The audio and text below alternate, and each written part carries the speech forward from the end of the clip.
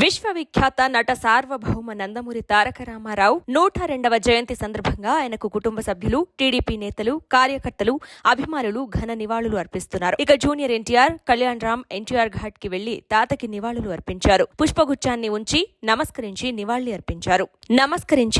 అర్పించారు. అనంతరం ఘాట్ వద్ద కాసేపు కూర్చుని తాత చేసిన సేవలని వారు గుర్తు చేసుకున్నారు.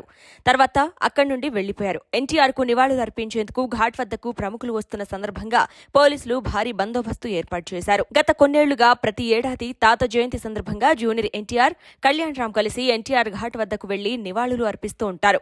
ఆ సమయంలో అభిమానులు కూడా భారీ ఎత్తున అక్కడికి చేరుకుంటారు. అయితే సాధారణ ఉద్యోగి స్థాయి నుంచి నంబర్ 1 హీరోగా, ఆపై ముఖ్యమంత్రిగా జనం గుండెల్లో చెరగని ముద్ర వేసుకున్నారు ఎన్టీఆర్.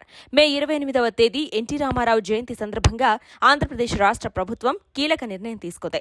ఎన్టీఆర్ జయంతి వేడుకను అధికారికంగా నిర్వహించాలంటూ ఉత్తర్వులు కూడా జారీ చేసింది.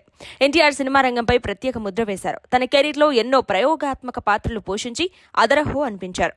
తోడు దొంగల చిత్రంలో ముసలివాడిగా, రాజు పేదలో ఆకర్షణ లేని వ్యక్తిగా, కలిసుంటే కలదు సుఖం చిత్రంలో వికలాంగుడిగా నటించి మెప్పించారు. ఇక గుడిగంటలు, చిరంజీవులు, ఆత్మబంధువు, బడిపంతులు వంటి సినిమాల్లోనూ ఆయన నటనా శైలి విభిన్నంగా ఉండేవి. రాముడైనా, రావణుడైనా, కృష్ణుడైనా, దుర్యోధనుడైనా, కర్ణుడైనా, అర్జునుడైనా సరే, భీముడైనా సరే ఎన్టీఆర్ ఆ పాత్రలో పూర్తిగా ఒదిగిపోయేవాడు.